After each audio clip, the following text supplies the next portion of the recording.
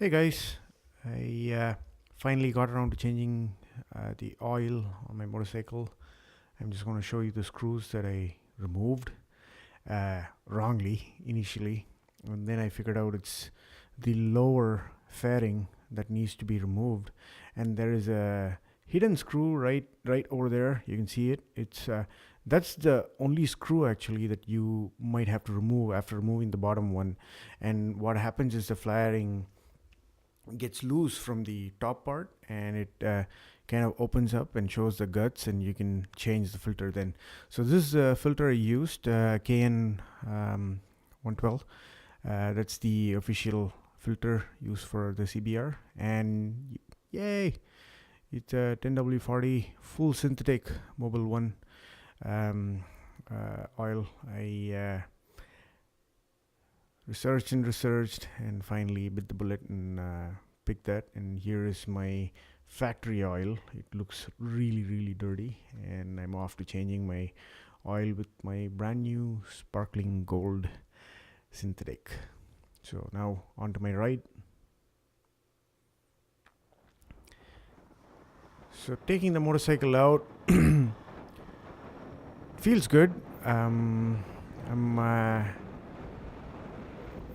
The overall feeling is the vehicle feels a little bit more looks like it has a little bit more power, and I'm gonna rev it much higher than I used to. And it was good. Goes pretty quick. And let's see, it's definitely smoothened out from my previous oil, and the gear changes were a lot difficult when I was riding with my factory based oil. Now that I'm over 600 miles, I took the tools and told myself, hey, I'm doing the oil change myself, and researched online and found that there are a couple of choices. One is to go with the Honda approved Pro, not Pro actually, it's the Honda GN4 oil that Honda recommends for this bike. It's a 10W30, and then after reading a lot of forums and a ton of research went into choosing the oil, I realized that eventually I do want to take my motorcycle onto the track. And I thought, if I'm going to do that, I might as well just go full synthetic and let the engine break in that way. And as you can see, I'm doing 75. No hesitation. It's fine. It's very smooth.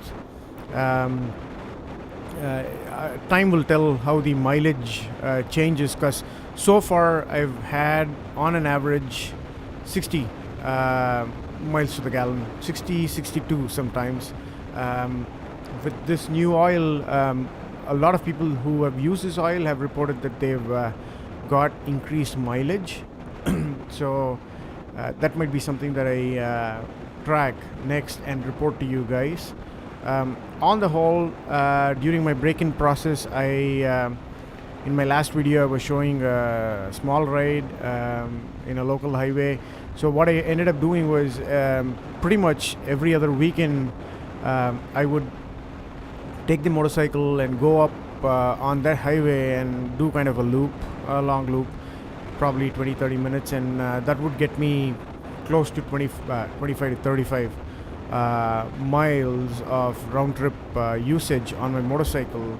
And that way I could pretty quickly break in the bike. I am really glad I went through that process, because as a part of that effort, I also am realizing the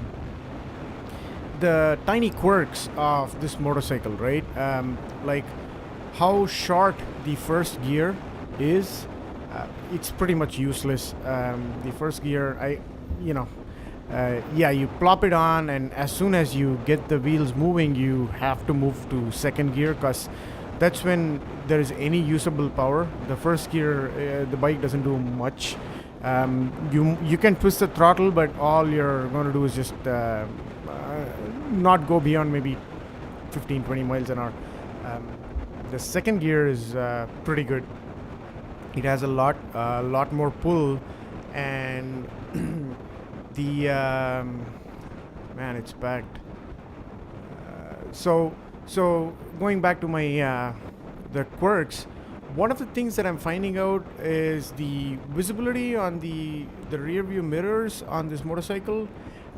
It's very good, provided you fix it, and God forbid, you don't hit the mirror at some point while you're walking in your garage with your motorcycle, because it's very easily moved. It doesn't have the stickiness like my previous motorcycles, where you set the mirror at a certain angle, and then it takes a considerable amount of force in order to move it. But on this motorcycle, it's immediate, so I don't really like that.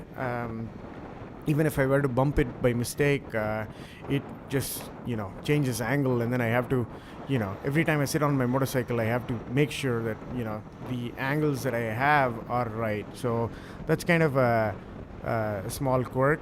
The other thing is, after I changed my oil, I did take it up to speed. Pretty much took it up all the way to red line on all the gears.